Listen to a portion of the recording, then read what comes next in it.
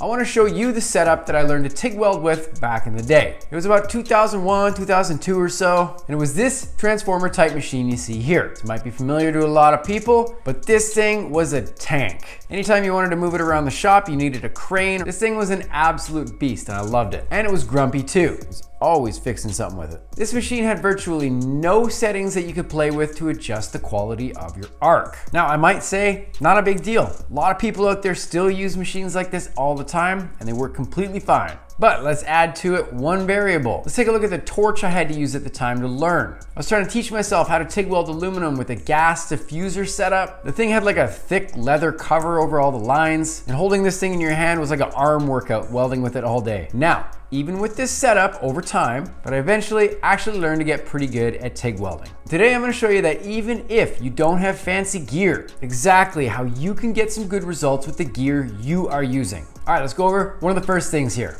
I've talked about this on my channel before. It does not matter if you have a brand new inverter type machine or one from the Stone Age like this one here. The setting that I found that helps with either type of these machines is adjusting the balance. Now, taking a look at this old machine here, it was this dial that we're looking at right here. So what this dial is going to do for you is it's going to adjust the amount of positive and negative side of the AC cycle you are welding with. For example, you can set this dial so you're running a little more positive side of your AC cycle, or you can flip it the other way and run a little bit more negative side of the cycle. Now, this is even more important with an older machine like this. We always want to find the sweet spot for whatever you are welding. When I was first learning, I started out with welding really hot stuff. I would normally wail away on something at about 250 amps. So this is why my settings like this became so important. Anytime I was running a bit too much positive side of my AC cycle, I would see the tip of my tungsten start to flutter around and wobble like this. Welding at higher amperages, it would become all unstable. The ball or whatever preparation I was running would wobble all over the place. And sometimes the tip of the tungsten would excessively ball up all by itself. If you are welding at a higher amperage, I would suggest dialing it back a little bit so you're running a little bit less of the positive side of the cycle and running a little bit more negative side of that cycle. If you're noticing any of these problems as you dig into the heat a little bit more, this would hands down be the first setting I adjust and fine tune specifically for your type of machine you're using.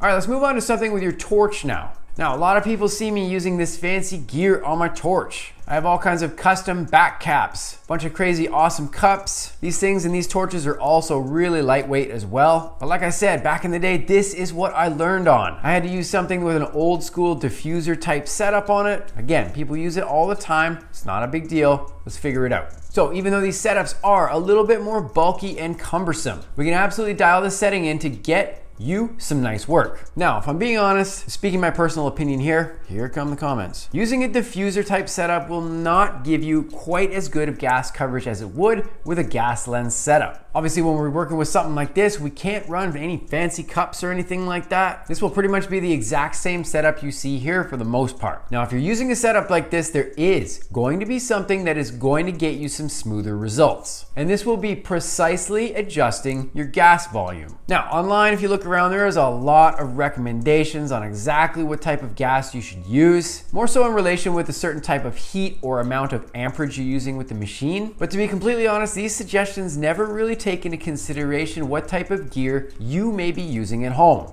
or your shop or whatever. So for example, if you're using a gas lens setup like this, I find that you can actually get away with a bit of inaccuracy setup with your gas volume. Meaning if your settings are out a little bit, these gas lenses are gonna help to smooth it out really nicely. And sometimes you won't even notice. Now, when I'm TIG welding aluminum, I'm gonna use one of these things here. This is called a flow meter. What this is gonna do is give you the most accurate reading with the gas volume coming out of your torch. You can use these things to dial in your gas volume really precisely, and especially when you're using a diffuser type setup, a matter of even 2 or 3 CFH is gonna make a big difference in some cases. These things cost like under 20 bucks to buy. You can buy them on Amazon or whatever. They're absolutely worth the purchase. Typically with this type of diffuser setup, you'll most commonly be using something between a number 5 and a number 8 cup. A lot of people have different opinions on what they prefer. That's completely fine. But I do find with whatever one you are using, your gas volume can be fine-tuned to whatever cup size you're using. For example, if I'm doing one thing and I'm using a number 5 cup and then all of a sudden I switch to a number 8 cup, I'm gonna grab my flow meter and I'm gonna check my gas volume. I'm gonna make slight adjustments to find the sweet spot. I personally find it's slightly different from cup to cup. Again, personal opinion. Sometimes, like I said, it will just be the smallest squeak of an adjustment. But when you're using something like a gas diffuser type setup, this slight adjustment can make all the difference, especially with welding stainless steel. Now you can actually lay down some completely awesome looking stuff with a gas diffuser setup. If you look back on my channel, you'll see I did a demonstration for the CanaWeld machine here. I used the exact stock torch lead setting that came out of the box.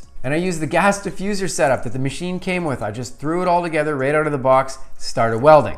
And you can see with stainless steel, I actually got some decent looking runs with it. Once again, I spent the time to dial my gas volume in specifically. In doing so, my arc will become a little more stable and you're gonna get better gas coverage for the results that you're looking at here. So like we talked about back in the day, using this big, annoying, bulky torch. This one is probably like twice as heavy as the one you're looking at here. But there are things that we can do to help ourselves out with this. Now, I have talked about this a couple times on my channel before, and this becomes even more important when you're using a heavy torch lead like this. One thing you are always gonna see me do on this show is I'm gonna loop my torch lead over the table like this here. You can use a clamp, you can use a hook of some kind, whatever. With my Strong Hand Tools Build Pro table I have here, I can actually kind of loop it around the table like this, and I can also grab one of the fences or stops, put it into the table like this, and I can use that as a hook. Doing this literally cuts the weight of your torch in half. So when using something a little bulkier, it's much easier on your wrist. When I'm using really nice cups like these ones here from Edge Welding, one of the most common things that happens to people who buy these cups is they drop them and smash them.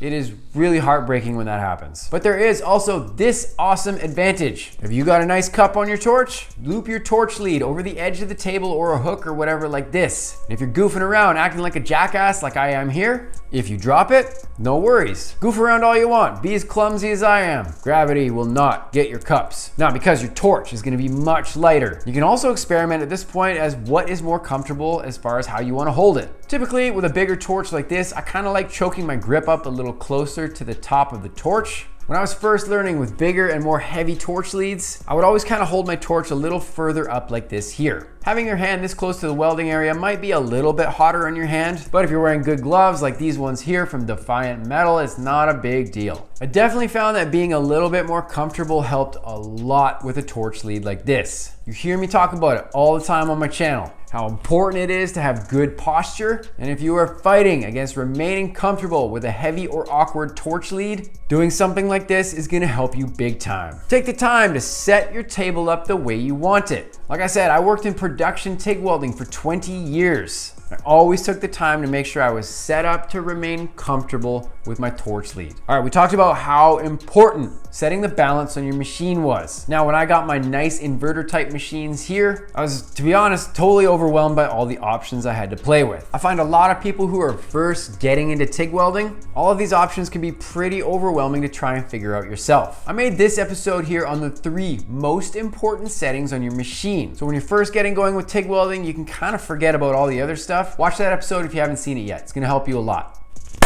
Do a random act of kindness for a stranger today. My name is Dusty. Fill and chill. We'll talk soon. Peace.